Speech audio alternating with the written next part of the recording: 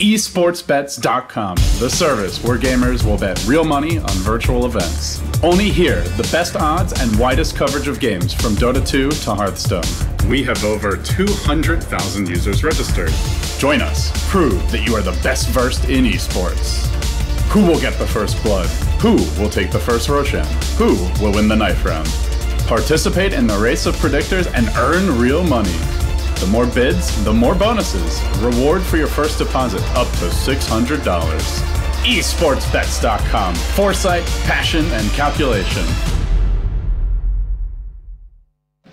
Welcome back, ladies and gentlemen. We're live here from Kiev Cyber Sports Arena, and it's time for Game 2 of Team Secret versus EG. Two Titans collide in the winner bracket finals of the tournament. The winner, guaranteed top 2. The loser, still guaranteed top 3, will drop down and have at least 1, maybe 2 matches to play tomorrow. Of course, I'm LD, joined here by Merlini. Ben, so far your Secret prediction looking pretty good. You were probably a little nervous when that game started. Certainly was. But Secret, if there's one team that can come back from a deficit, is Secret, and they've shown it in actually I think more games than being ahead. Have they like lost a game where they've been behind early that we've cast together?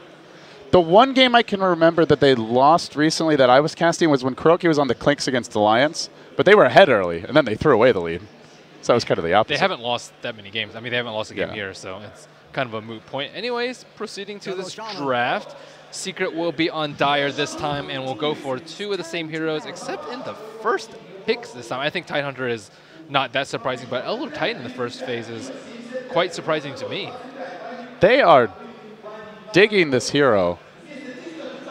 What are the weaknesses of it? Since they like it so much, how do you punish it if you're EG?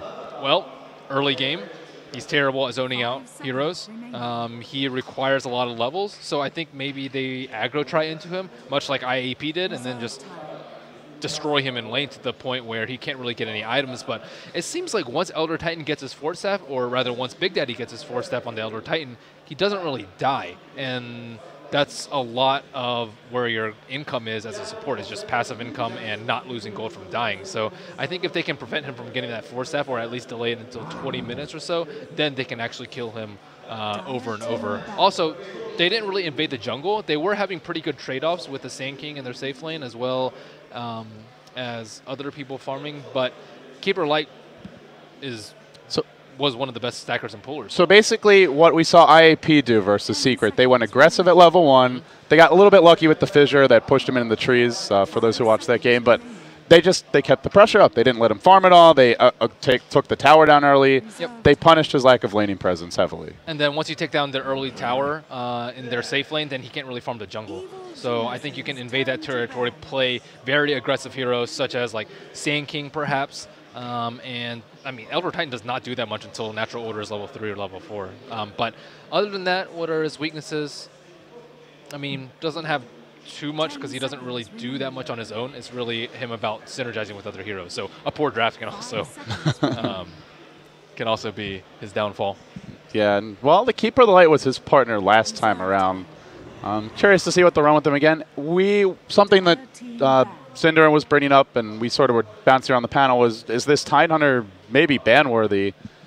I think we were leaning towards like oh no, it's actually you who were saying that, right? That maybe ban flies Tide, but they don't do it. They ban up the Brew instead, which is interesting to me because I felt like the Tide was a much bigger problem to them that game overall.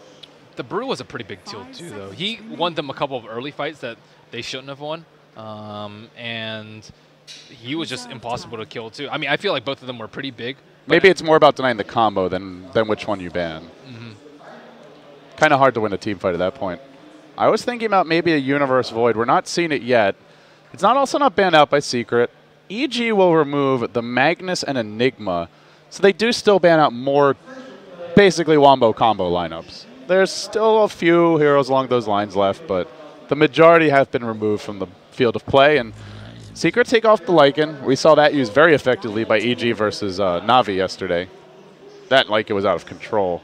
What's EG going to go for? I think the first phase Shadow Shaman pick, who has been seen, I think, absolutely zero, the Starladder. He's hardly been seen since TI. Yeah, he wasn't nerfed that badly. It was, what, a little, like 10-second cooldown on his ultimate, and then something else that I thought was relatively minor. I think Shackle got nerfed a little bit. Shackle mana cost actually got increased by a little bit at level the early levels, but still, it's not that big of a nerf. Not to the point where he is just completely taken out of the table. And I think this next pick is pretty good by Team Secret, going for the Death Prophet. Evil Geniuses will find it very difficult to transition to a push strat when they don't have one for Arteezy. And of course, his Razor was banned first phase, so now that does open up the question of what will Mr. Arteezy play. Shadow Fiend, Omni Knight.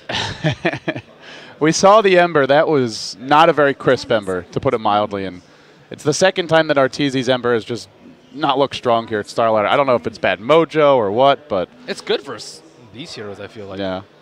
I don't know if they have any confidence left in it at this point, though. They shouldn't be shaken by it. A loss of confidence is a start to your team performing bad in a long stretch, and I think EG has held their composure. So one question I have, I agree, and is this an offlane ogre, do you think, for Universe, or is this a support? Not sure. I am not sure at all for that one. I'm trying to think of any offlaner that can duel as a good pusher for them. And I can't really think of any that they've run besides THD, which was banned out in the first phase. Very important. And they could potentially try and aggro try and put him on a hero like Pugna, or someone who pushes down towers very early, maybe even like a Leshrac or something like that. But I also don't think that's a possibility, which leads me to believe that probably it's going to be Ogre, just so they can fill their other roles with a pusher hero for Fear. And do you think it's a Pugna? I mean, it's out there. This used to be like the Vici Gaming Classic. Dragon Knight mid, Pugna safe lane. Maybe Necrolite. Necro Abba, maybe. I feel like it's going to be one of those, though, just because EG is so comfortable with running it, and they've won games very convincingly with it, too. It hasn't really been shaky in the times that they executed a Dragon Knight plus, a couple other sustained heroes push strat. But at the same time, they are liking that Jakiro, which I feel is very crucial to that. Yeah, and while the Ogre might be a bruiser in team fights, he does not directly accelerate your push at all, really. Well, indirectly a bit with Bloodlust. But Secret work on their fourth pick. Now they go for Avenge. Ooh, that's aggressive. So they get a very different kind of support. We've seen pretty passive ones this series, the Keeper of the Light and the Elder Titan, but this gives them some additional lockdown and helps make up for the absence of the Brewmaster in some ways, and it gives them minus armor. That, combined with the Elder Titan, is going to make this Death Prophet extremely scary in team fights. Yeah, that is actually a very good point. And I mean, and Gush, too. A lot of minus armor. The Lich? Okay. Lich is highly unusual here. The armor strat, I guess, to deal with the Death Prophet.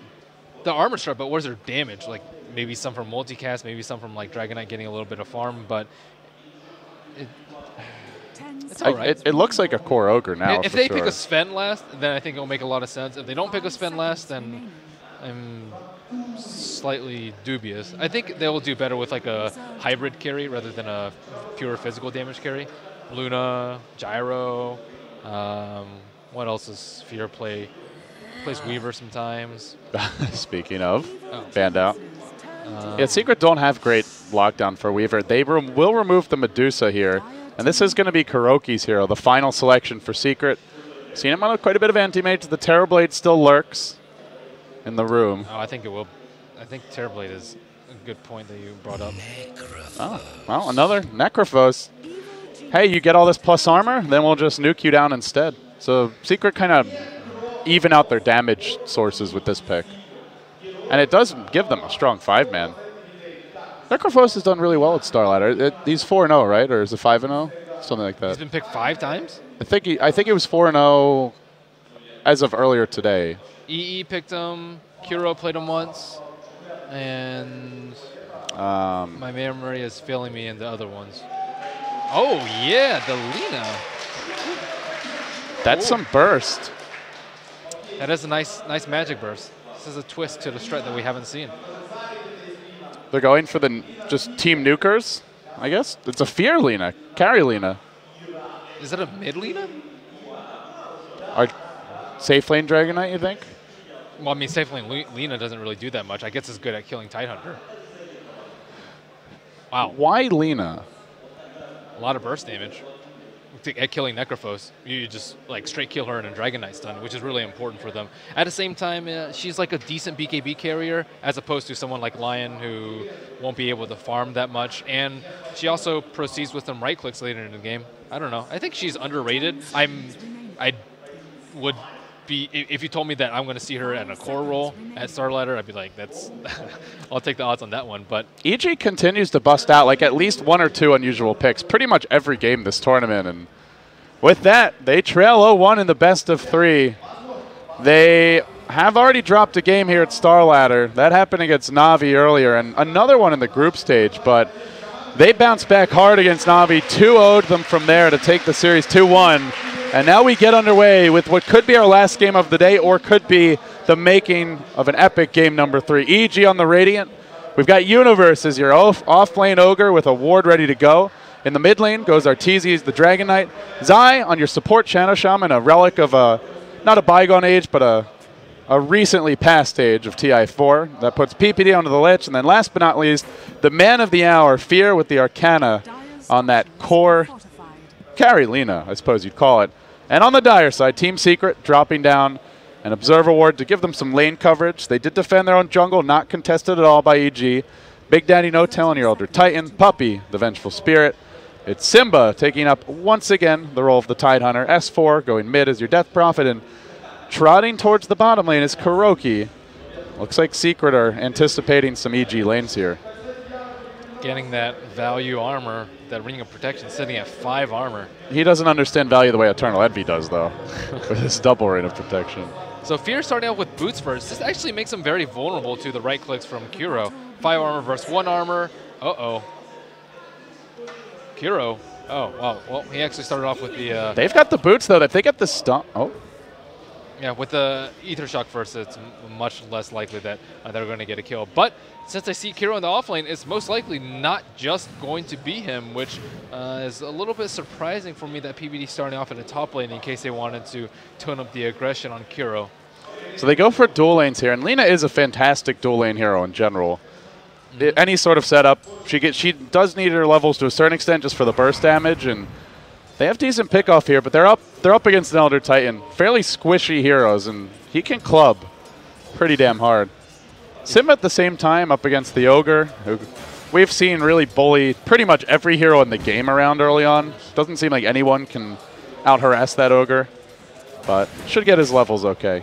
They're diving Kuro. There was a rotation from No Tail, trying to do a bit of D-ward, I think. He'll salve immediately, and now turns, gets nuked. Oh, he wanted to block off that bottom camp. High potential for a death here on Kuro at the rate he's headed. Keeps Easy on running into armor, damage. Man. 5 armor. The armor buffs should not be underrated. Yeah. Remember when Doom got his 1 armor? Yeah. Yeah. That was a proud day for Dooms everywhere. And then he rose to the pinnacle of picks, of top-tier picks. And sadly, the nerf bat. Can't give a hero armor without breaking the game. Balance had to be restored by the frog. Lina doesn't actually have enough regen to stay in this lane for that much longer. She can get hit by like an Astral Spear and a couple right clicks from Kuro, and she'll be negative on HP at the end of the day. Zai also only has 1 Tango, and I don't think they expect the Secret to send this dual lane over here. Fear does have that really ridiculous 670 range, though. That's been buffed a few times in recent patches, I believe, and it makes Lina a bit more unique. Outside of Sniper, I don't think there's anyone who outranges her. Techies. Yeah, that's true. Not known for his auto attacks. So, Zai going to do a bit of pulling, and we've talked a lot about the Lina pick. We'll see how it works out for them.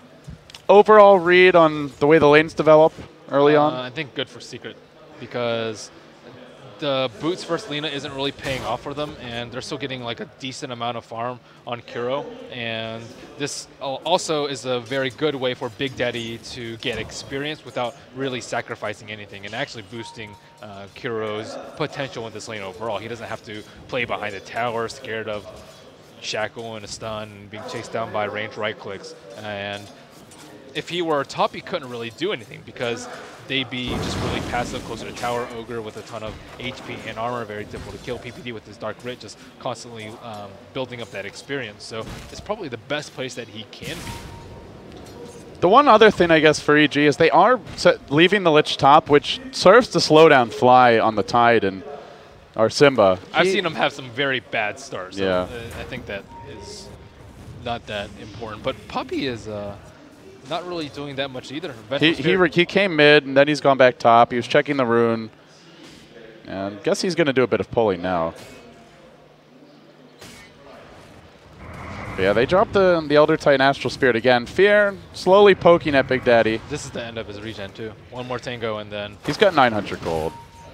Yeah, what's he going to spend it on? Maybe phase boots? I'm not sure. Bottle is not completely out of the question either. S4 looking to pincer PPD, who was looking to pincer S4. Puppey comes in, springs the trap. They don't really have too much fun. They have a level 3 nuke. Going back in is Arteezy. He's got boots. He can get the 2-hero slow now. He goes on S4. That's a haste for Arteezy. How fortunate for him. He stuns Puppey. He's going for the 2 for nil. He gets S4. He chases further. Arteezy's going to be off to a hot start on his Dragonite. Can he neutral deny? No chance of that. It's a breathe fire. Double kill for Artor. Comes online in a hurry. That haste rune. There's been a few games today where we're like, man, they're lucky a haste rune didn't spawn there, and finally it does happen, and it favors Arteezy with this. He could almost dive Big Daddy under the tower, too. Well, the haste rune just now wears off. Big deal. Treads up. Well, winning mid lane now by 900 gold. Until then was pretty much dead even. The other lanes, their Lina is significantly out farming Kurogi's Necrophos, who is getting his levels, but not farming. And in the off lane for Universe, he's just about even with the Tide. So the farm overall favors EG. And with that double kill in First Blood, they are now up by, again, a significant margin, sort of like Game 1. Close to 2k gold, over 1k experience. I'm still trying to figure out why this Vengeful was picked. The minus armor is nice and all, and the defensive capability is nice, but the way Vengeful Spirit is played is usually just hyper-aggressive in the early game. Oh, Kuro. That is a very dead Necrophos. Zai sat here for maybe 2-3 minutes. Worth it. Yeah. PPD comes bottom. Fear's level 6 comes online soon, and this is where you start looking at HP pools for Team Secret. Puppey sitting at 530 HP. Secret or S4 in mid. Being run down by Arteezy. Almost enough to finish him off. That poison not fatal. He'll TP out. Yeah, he was close to dying. But yeah, Big Daddy 720, your Death Prophet 750. A lot of these heroes can be just one comboed, and certainly any +1 will be a kill. Plus, Universe is about to get multicast. We could see some explosive nukage from EG. And look at Arteezy in this mid lane. He is just playing with no fear of anything, with impunity, and I don't really think they can punish him. Puppey still doesn't have boots. Oh, Dragon Tail gets it off first. He's quicker on the draw. The backup comes in now from the Lich. They get that first kill, but Arteezy will end up giving up his life. PPD got the last hit. Now he's trapped in the river. He tries to send his illusions around in circles. Maybe he can deny to Roshan. He's going to try for it. Rosh, help me. Save me. No, he just claps. Another big rotation from Fly. He has just been salvaging Secret's early game. Yeah, right place, right time, and just goes back to stacking now. And they will rotate Kurogi back to the top lane. The offlane experiment really didn't work out particularly well in the end. But he'll catch up here top. They had that Observer Ward on bottom, which scouted out other Titan pulling the camp, which means that he was completely left alone. And even if he weren't alone, it's still not an easy save from him. He has to have enough mana for both the Astral Spirit and the Stomp, most likely, in order to save Kuro. And Kuro is... They are preying on this Necrophos. Now they're going to dive him top, it looks like. Arteezy is just fencing around in between the towers, fishing for an opening. Dire Vision is not there. The creep wave is going to come. Arteezy backs off. He's going to give it one more wave. They can tell that he's there because he has the Heartstopper aura on him. So he knows he's around the area. Just can't figure out exactly where. Yeah, but Arteezy didn't show himself. Well, now, I mean, obviously now he has. Puppey, no boots. PPD is coming in. He's got the Chain, or not the Shade Frost, the Frost Blast ready to go. They'll turn on the Simu's Ravage. Oh, do they really want to go on the Tide Hunter? Multicast could do it. No, turns with the Ravage, gets it off. Simba low. One more auto tag would do it. From the backside comes S4. Necrophos ult secures the kill. Will also give Kurogi some nice regen. His Universe now has to turn and run. Again, EG with a fast start, but this time, oh, Universe barely making his way out. And Secret, I mean, this time it's a quick turnaround. All 3 of EG's cores on top of the farm charts, but after that fight, what was nearly a 3K gold lead is now back down to barely anything. Man, that is a painful 60-second respawn for Arteezy. Especially after the start he had. Yeah. He was 2-0-0, and now he's 2-2-2. Maybe praying a little bit too much for that multicast from Universe. With a multicast, it's an easy kill. No Ravage and no follow-up. So yeah, that's the risk you take. Yeah, that is the risk you take. And, I mean, they can't really complain about luck after that haste rune. That's, yeah, fair point. Ravage is down now. Exorcism's down. There's going to be like a 1-minute window for EG to... I don't know if they can do anything big, but maybe at least go for a small smoke gank, try and make some sort of play. It's very difficult, though, without Dragon Knight ultimate. Like, their easiest way to start off a fight is like Lich Nova, or the Fire Blast from the Ogre Magi, and those just aren't great ranged, or great enough range spells to lead off with a smoke during the daytime. They need like a Blink Initiate or Dragon Knight, who's a very tanky hero who can't afford to be up in the front. Secret do such a good job of getting this Elder Titan levels and farm. Even after, sometimes like some games he's had slower starts than this, Big Daddy is already level 7. We're 9.5 minutes in. He's even with the Ogre Magi in the offlane for EG, and he's almost up there with every single core in this game. That's a really quick start for what's supposed to be a 4-position Elder Titan. It comes at the cost of Puppy, sure, who's level 3, but... Well, can EG's 2 level 6 supports make up for it? So far, we haven't seen the wards drop. We haven't seen a Chain Frost. They may smoke top as Universe retreats out. They really want to go on Kuro. Puppy and S4 are somewhat in the neighborhood. No, they're not going to smoke in the end. They just chill. Arteezy hasn't really been able to capitalize after that early game lead. He's actually fallen behind Death Prophet in terms of net worth, not really making too much headway on that mid tower too, but he has been much more involved than he was as a Death Prophet in the last game. These creeps are being pulled around in circles. Krogi trying to keep the creep equilibrium back. He knows he's the main focus for EG right now, the most out on his own, and the hero that you really want to shut down early so that this Lina and Ogre duo can continue to just burst him down in the mid game. We're building towards an Aghanim Scepter in Universe, and now the smoke will come. They're going to wrap around towards mid. Arteezy. Oh, they're in perfect position to reveal it. Puppy's up on the high ground. The ping comes out from PPD. And then they just back off. They don't get the jump in the end. That could have been big, but Puppy was so prepared for it. He just lurks on the high ground here. They still go in, looking for the stomp on Arteezy. Only get it on Fear. And they leave the Dragon Knight in the front lines with Frost Armor already on him. Continues his siege. This tower nearly dead. Now they go in with a Wave of Terror. The Frost Blast will deter any future aggression, but they get the tower deny mid. Still, EG at least getting something off the map. And Zai will drop wards bottom at the meantime. They don't really have that much sustain on EG, too. Sure, they have like a lot of armor and a little bit of regen from Dragon's Blood, but the constant spam from the Elder Titan is proving to be actually quite a problem for them. Like, if they run in, they just get Death Pulse and Reaper. So they kind of need a mech before they make a move like that, or even a pipe. Yeah, and who's going to build it, honestly? Ogre's going for an Aghanim Scepter. Arteezy is building a BKB, and Yerlina's got a Blink, so they won't have one for a long time. Lich, I don't think has anything except boots. They just have to catch Secret off guard with this Blink Dagger, and if she can find some kills, it'll pay off. If not, I don't really think the Lina pick was worth it in the end. Yeah, it does not scale that great in the late game unless you get farm. And you generally want to farm heroes with Laguna Blade, not creeps.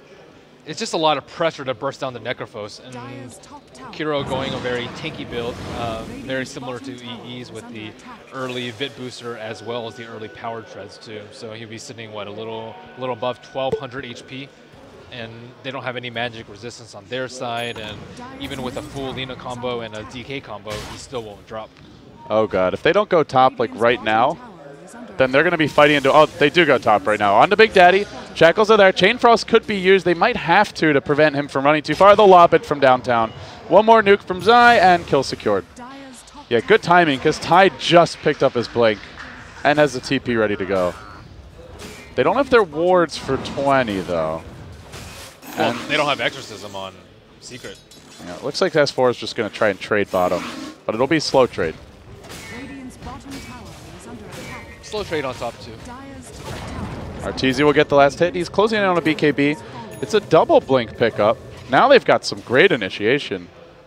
And so Secret have great counter initiate thanks to Simba. Both teams maneuvering towards that top lane. Big Daddy's here.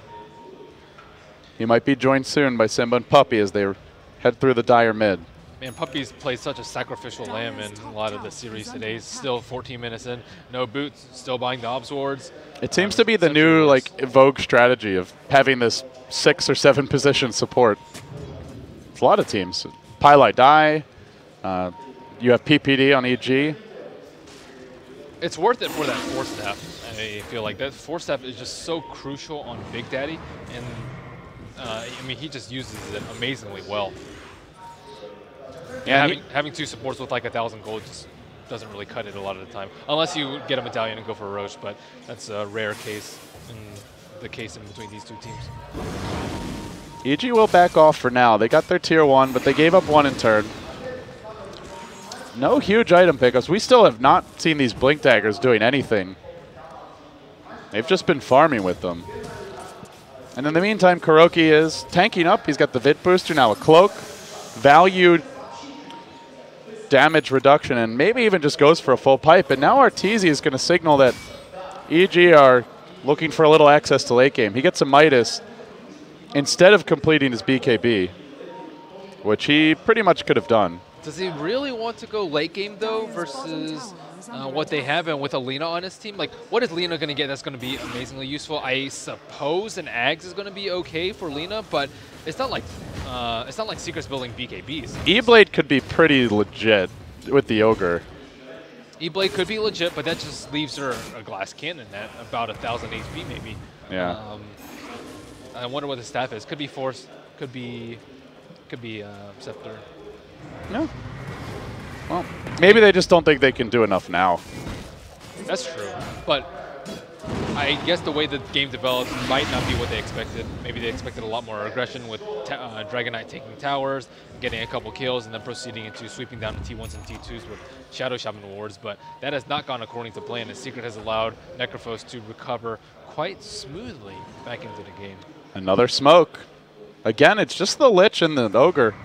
Last time was a success, but this time Secret are closer together. And they spot out one mid. Kuroki is going to be huge bait if they try to jump him. Universe is having none of it. He heads back towards top. Kuroki retreats out mid, and instead he joins his team going bottom, maybe. They go into the Roche pit. They have Exorcism. They have the minus armor of a Gush, as well as the level 1 Wave of Terror and Vengeance Aura. And it looks like this will not be scouted out whatsoever. Could just be a free Roche. And then you're looking at Necrophos, who has a Hood of Defiance, a Vit Booster, and an Aegis. Suddenly, Kuroki will be very tanky. Secret is just so smart at switching what they do. As soon as EG stops playing aggressively, or stops playing aggressively onto their side of the map, they switch gears and be like, okay, well, let's see if they gank onto like their side of the map a little bit past the river. They smoke, they wait behind them, they're like, okay, well, they're just going to go farm up. We're immediately going to transition to Roche and play as greedy as we can get away with reasonably safely. So we get our answer regarding Fear. He builds towards a Yule Scepter now. Arteezy probably going to go back and complete this BKB. And Universe nearly has his Scepter. So they're getting a few core items out, but Secret are the ones who seem to have just the crazy, crazy death ball push at some point. Or if they want, they could just farm towards the late game. With Elder Titan, Necrophos, and Death Prophet, you are scary. We already saw what Simba brings to the table as a late game Tidehunter. By the way, it's not just the one cloak on Kuroki. He's completed a hood, and Simba's picked up a cloak as well. Everyone on Secret very cognizant that they're up against, like, what is it, 80–90% magic damage for now. And just gearing to survive this stage of the game until they get their BKBs or the completed pipe or just raw HP to live through that burst. And itemizing well. EG is building a lot of items, but they still don't have a couple solutions to two things. I think the Blink Tidehunter Ravage is going to prove to be a big problem without any BKBs in sight, just only for DK. And on top of that, they had to deal with the super fat Necrophos, maybe with like GG Multicast and a Veil, and as you said in E-Blade earlier, they can burst down Kuro, but that's kind of a moot point when he has Aegis. Yule Scepters are out. There's one on the Lina, and away we go. They also picked up one on the side of Secret for their Death Prophet. No surprises there, as S4 Hasted does charge in. They've got a lane ward down. They know what's lurking. They're going to find Fear out. Trapped up by S4. They've got a Ravage ready to go. Perfect timing from Simba. No hesitation at all. Instantly, Zai will retreat. Man, that was a confident Ravage. Well, Lina could have actually Yule Sceptered herself. Maybe he didn't expect it. Yeah. And now they jump onto Zai, who's stuck a little bit too close to the tower. He's going to fall too. EG starting to crumble. They might even lose Arteezy mid. He got stomped. Puppey has backup in tow, though. Exorcism perhaps. No, don't know if they need it. Dragon Tail, the Earth Splitter. Maybe enough to bring him down. EG give up 3 picks. And that one's with a +30 death timer on it. Secret just hitting the kill switch. Can the Ogre Eggs bail them out? I mean, I feel like this item could bail out a lot of situations, but yeah, this one is getting a bit grim. I think it can if Secret's out of position, but at the same time, if anyone's out of position, Puppey can just swap it out, and then they have to wait for their burst again. And then on top of that, Kuro or the Tidehunter is going to have a pipe soon, and that's just so much magic bursting. The double Yules that you mentioned earlier actually is something that S4 uses in his favor. No multicast. There you go. There's your secondary Fire Blast. That gets 1 kill on the Death Prophet. Kuro Pop just pipe a little bit late, and they still match the Laguna Blade down 1. The Ogre is turning this for EG. Getting 2. They're looking for 3. Kuroki will have an Aegis, though. They'll pop it, and with Ogre out of mana, they may have to retreat. But they hold their tier 1. They dropped wards as well for this.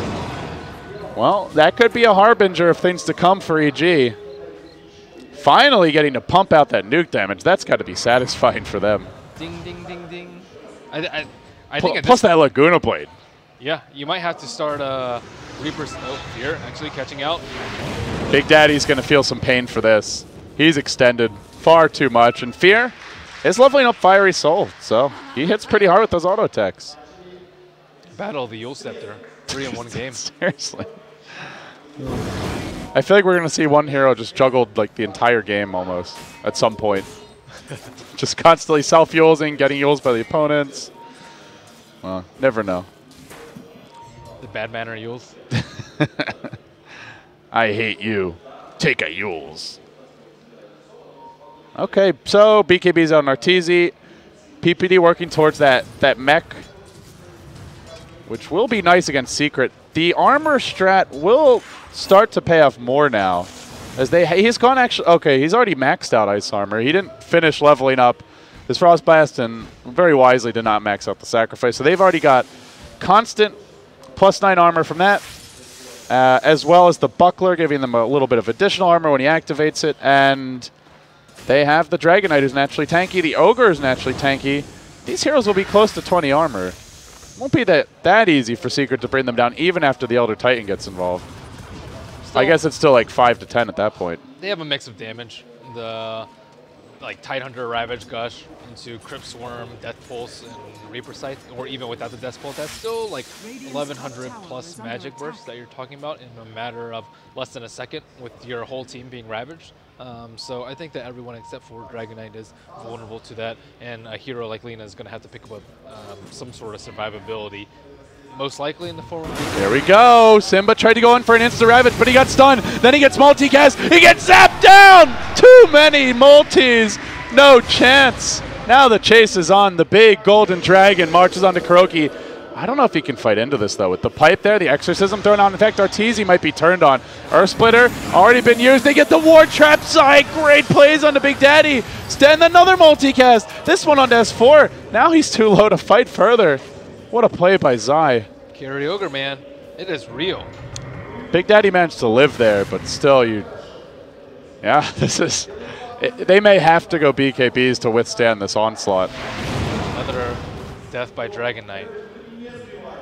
After that start Arteezy had, I thought he might just go off, but Secret have done a good job of keeping him under control this game. From 2-0 to 2-4. But where the Dragon Knight falls, the real hero, the Ogre, emerges. I don't know if Puppy knew that he had a BKB. He like swapped him into his team with a BKB, and maybe he was trying to swap or ideally I think he would have wanted to swap the Tide out so that he can just blink in a Ravage and probably die later. But Tide wasn't able to get his Ravage off that entire fight. Yeah, that instant Dragon Tail, then the multicast, then the unrefined Fire Blast for another multicast. He just got nuked to smithereens. But you can't really count on that every fight. And that was also without the pipe being used preemptively on Simba. If you throw a pipe on him, he might just live through that. And get off the Ravage. Necrophos with 1350 HP and counting. What's he going to buy with the 300? Is it going to be a Bloodstone? Yes, it is. Yeah.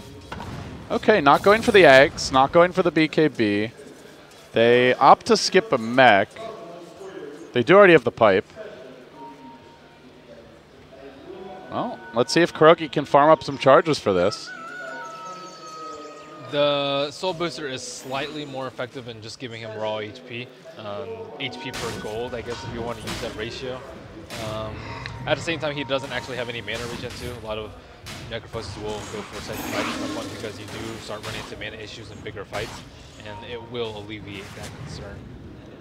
But, I mean, Ags, buybacks just aren't as popular in this patch too. They're just very costly to your team. They have super long cooldowns too, so I think it was a much bigger deal when Spectre was at its peak, but now that Spectre's kind of off the table, Reaper's Sight and Ags upgrade, not as important. Yeah, it can be nice. It can be nice. And I think that the big thing is actually the plus 30 death timer where, yeah, you might not buy back, you're still dead a lot longer. And you're not farming during that time, you're not a threat, so your opponents can play differently. That seems like probably the bigger change for Necrolite. Yeah, 30 seconds is a big deal, especially early game. Sometimes it like more than doubles your death timer. Bloodstone nearly complete now on Kuroki.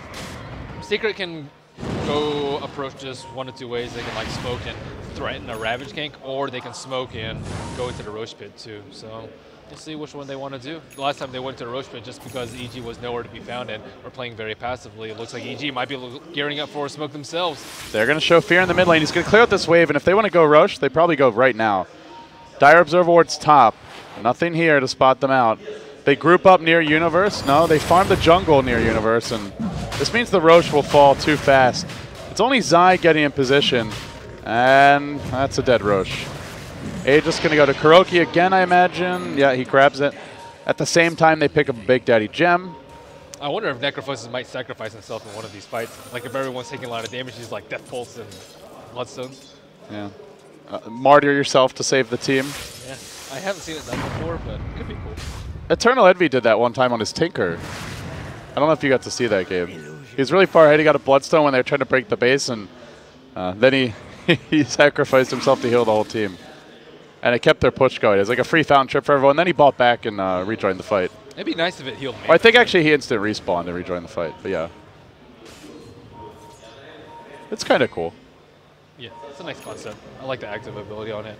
So, Arteezy, Double the rest of Ags. EG, just looking to dodge ganks. I mean, Ags shines on Lina against BKBs, but Secret's not going for the BKB. They're just going for magic mitigation. Yeah, the pipe is such a good pickup for Secret. It still does pure damage too on Lina, so we'll see. It's a lot of pure damage. 675. Pretty good. Pretty good. Yeah, that's about half of Death Prophet's health right now. It's gonna be the level 3 ult though. Right about now, that's about to be 950 pure damage. That with a multicast from Universe kills almost. I think it kills almost anyone in this game. Like Big Daddy has 1,000 health, 1,024. Puppy's actually a one-shot to this. This could be really good for EG. So they have to blow through the pipe too. Yeah. I mean, it does a lot of damage. If he casts on Necrophos, that's effectively what would be like 1,800 magic damage to him. Yeah, and he's also got an Aegis, which will be useful for Kuroki right now. Courier coming in. Armlet picked up. EG are still slowly farming their Dragon Knight, but Arteezy's not having that potent start he began the game with. Gold lead hovering around 2,000. EG with a slight kill lead. Tower advantage goes to neither team, and Secret with 2 Roches still not managing to outfarm Evil Geniuses. Yeah, they leave S4 in front while the rest circle past him. And they make their way towards EG's heroes, parked in the Radiant mid. Well, for now, it's Universe just trying to farm up his next item. It looks like he may just have a casual Soul Ring. Could potentially go for the Bloodstone. He gets caught, though. The Stomps could be waiting for him as this Yule's ends, and that's a very embattled Ogre. He turns for a Fire Blast, but he gets Necrophos ulted, so he can't even cast one. Where's your slot machine now? Man, that Yule's is just deadly on Elder Titan. Yeah. And this is... Oh, this could be deadly, too. Fear, where's the stun? They hex. The Laguna Blade one-shots the Elder Titan. He instantly dies. Then the Ravage from Simba comes out. Fear's going to retreat. He's got another ultimate in about 50 seconds. They tried to ward trap Kuroki, but he's going to retreat out of that. Zai holding Simba in position. Then blinks out right as they're about to go on him. On the other side of the fight, it's Arteezy. Retreating out, got off a Dragon Tail on S4 to allow his escape. That Laguna Blade. My goodness. Yeah, melts Elder Titan. Yeah, the only sad part with the Lina ult is it's not like that Lion ult where it's got the 20-second cooldown when it hits level 3. So I don't know if we'll get to see this too many times in the fights, but it's still taking one hero out. It's pretty damn good. Yeah, they kind of just have to ignore Necrophos, kite him around. They try to ward trap him. Nice 4-step by Secret. It's kite him around with like hexes, DK stun, and try and kill other people at the back of every single multicast that they get. I think that's a much better game plan to what EG can do right now. And they managed to like kind of run away unscathed from the nice ultimate by Fly. So if EG want to ignore the Necrophos, what does Secret need to do to make it so that he can't be ignored? Well, like to make it an issue if you're trying to ignore him. 4 staffs as usual. Not really sure. Like, should he go for more offensive items just to force them to, like, to make himself a threat, or do they just want to push so that he's sustaining their 5-man and threatening high ground? What item can they really go that can make him like a big threat? Like Radiance maybe, or like Dagon 5 would both be nice, I suppose. But it's just inherent. Ogre's lumbering in. They do have an Aegis on Kuroki, but the Ravage is still down for 40, and I guess that's where EG feel confident. It's just a slight inherent weakness of Necrolite that you can't really build to his strengths. Like you want tank ability so you can do Heartstopper Aura. You need a lot of mana so you can just cast Death Pulse a lot. And that doesn't necessarily synergize with Sadist because it won't be ticking all the time in team fights. And you also want damage, so you can go into Reaper Scythe, and it's just very difficult to itemize for him. So he needs to be well-rounded in all those aspects. And if you gear more towards one another, like if you go to tank, then they just ignore you and just like Yules and just stun and hex and whatever and just run past you. But if you go to Glass Cannon, you'll just die to a multicast plus Lina. So I don't really think there's like a great item that he can go, and it's just difficult to find the balance. 4 staffs, move speed maybe. Yeah. As for Secret, I mean, I guess, and you look at Necrophos as a hero, he's not really like the anti-mage where he can kind of be the one-man army later on in the game. He's more of a synergetic piece for Secret. He works well amongst teammates who support him, and they have a really synergized lineup, but they have to find these openings as a squad, and they're going to look for them now. Smoked up heading bottom. There is a Lina retreating out quickly with that Yule Scepter, but Big Daddy's going to get range. Will there be a secondary Yules? The Stomp comes down. He gets off the secondary Yules. Nicely played. There's an Earth Splitter waiting, but he gets 4 steps across it. Then the Ravage comes through. Well done by Simba. Again, he finds the opening. Necrophos ult takes Fear out of the fight. Big Daddy No Tail drops low to a multicast. Still alive. Hope he nuked, but not finished off as S4 manages to finish off PPD, and now the Ogre's being pursued. Can't really finish off Universe. So they end up losing 3 in the end. Arteezy could be next. They've got a Yules in 8 seconds. S4 rotates towards mid. He's going to push in the wave here. And they're going to settle for the tier 2 mid, deciding it's the more important objective than the... Well, actually, the bottom, they didn't have creep, so that's why. Again, Arteezy isn't really there for these fights. He's their front line. He's their DK with a BKB. They can just bypass the tower and just go straight for the Lina and Shadow. It happened in the Death Prophet game, and it's kind of Arteezy's playstyle when you look at when this EG team began with like Tinker, some of these heroes where it's the more standard playstyle, but he has played 2 heroes that you generally want to be more part of the team effort. And he's tried to farm them up a lot. Necrophos will be going for that Scepter, it looks like. Okay, I mean, imagine, well, the next time they win a fight like that, if Fear can't buy back in that situation, but there's no tier 2 and they're just able to go high ground, well, they need that's a problem for that too. They can still. Well, I mean, like when it cools down. Oh yeah. Kiro still can't be like too far up in front just because they have almost unlimited amount of burst coming out from Universe, and on top of that, if it gets like, let's say even 1 4x and 1 no x, they can just follow it up immediately with like Lina combo plus DK and pop BKBs. I still think Lina really needs a BKB. She's actually building it now. Yeah. It's just, it's too much. Like once they get that initial stun off on Lina, she just dies. The Venge stun, the stomp, then they follow up, and she gets to like a half health, Necrophos ult, and she's just dead. So yeah, I agree with you. The BKB would be nice. This is an arms race now. And Secret get their heart on the Death Prophet, at which point, I mean, you said unlimited amount of burst. Obviously, there are limits. S4 not maybe with Ogre. Well, he's got cooldowns. It needs that refresher, I suppose. But Secret are going to lose a Roshan. It's EG's turn to sneak one. This is Aegis Cheese. Despite losing that fight and losing their tier 2 mid, the Spear comes in, it's too late. Aegis already claimed, Cheese picked up, quickly snapped up. Aegis onto the Lina, but they're going to engage anyway. Swap was there. Insta Laguna Blade onto Kuroki. Remember, he doesn't have an Aegis this time. He's changed on his focus. They may lose their Necrolate. No, the pipe keeps him alive. He still survives. Down to 50 HP. Finally will fall. But the Death Prophets here, they've already lost the Aegis. They end up losing 4 on top of it. It's going to be a wipe. Fear will die a second time. This will be 6 deaths for EG. And Secret have this crowd on their feet here in Kiev. No BKBs. The only thing they didn't use was Cheese.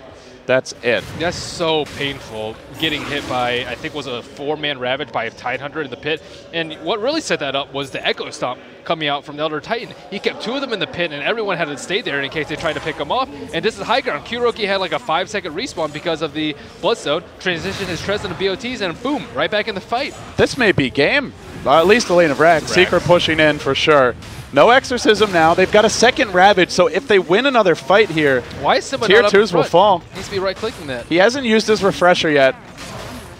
They're going to clear out this lane. They can go top and take a tier 2 as well.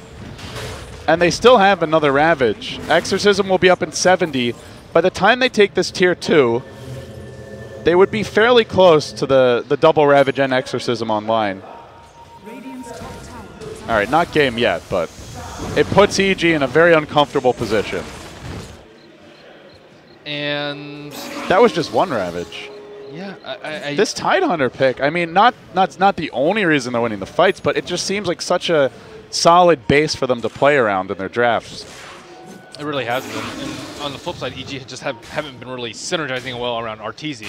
Like, they give him a lot of space, and he has a lot of farm, but he can't do anything with it because everyone else dies, or he's not in the fight, or the opponent gets or out-farms him. So I'd like to see them play a little bit more around whatever hero he is, or just draft more around it. Dragon Knight is usually used in push strats. They haven't really pushed down a tower in like 15, 20 minutes. It started off like it was going to be one, and then they rounded out with the Lina, and the Lich, which was a little bit strange.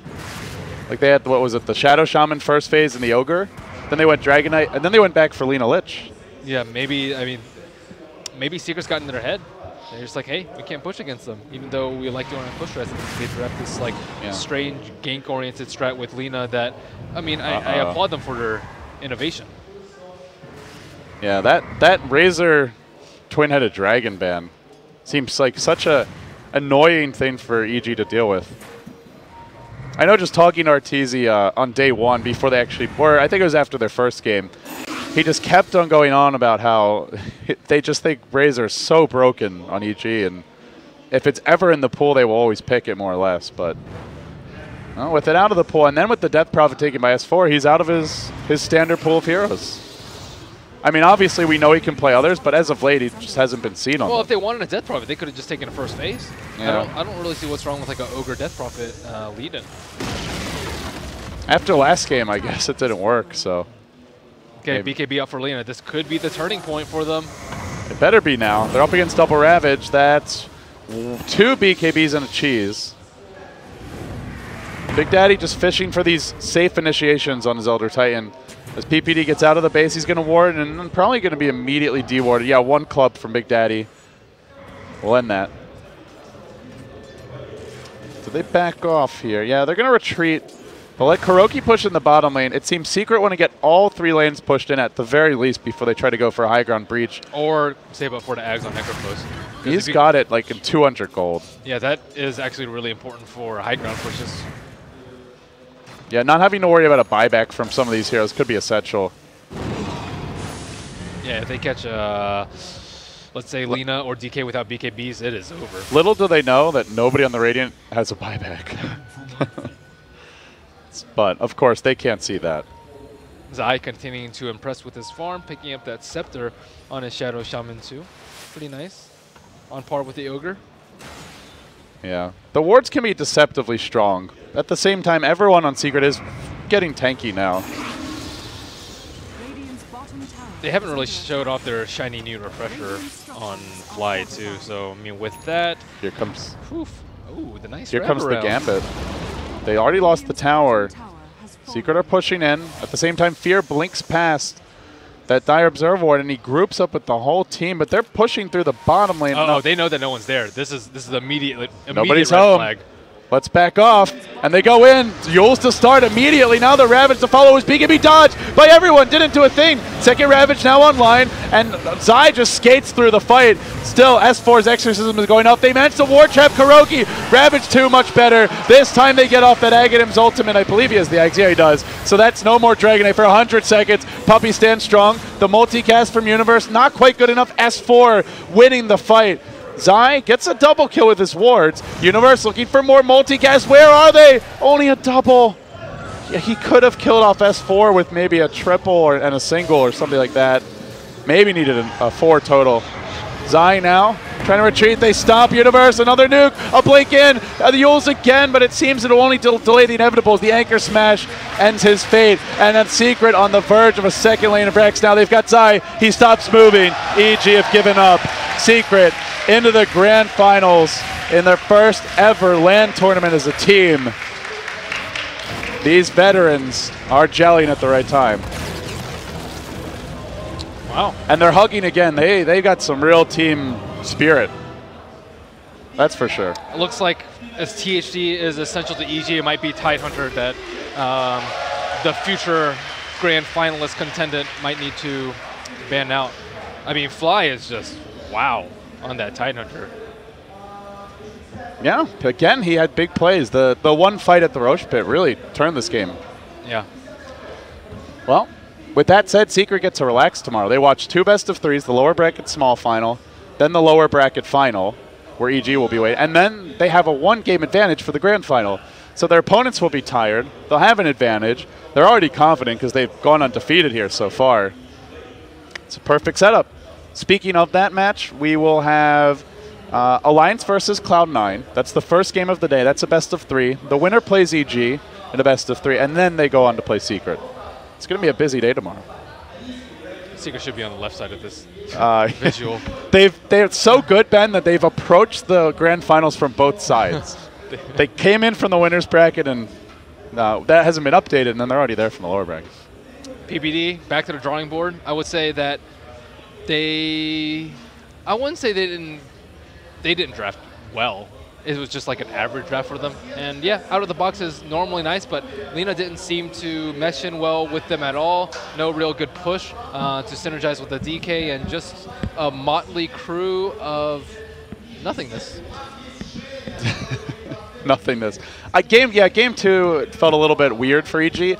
I still feel like Game 1 was a fine draft. It was just an out execution from Secret more than anything. Well, so yeah, either Arteezy has to play better with his team, or they have to draft better around Arteezy. It has to be one or the other. So you can say it's a weak draft or a weak play. Well, they've got Fear back on the team, and if anyone could just smack him upside the head, it's either Charlie or Fear. So Oh, that said, we can welcome in the full panel, I guess. Hello. Maybe in a moment. We've got Cinderin to the side. Hi, Ben. And Zyra also join us. We're not going to take a break because this is the final game, so we'll just break it down and then call it a day. That was a really creative draft from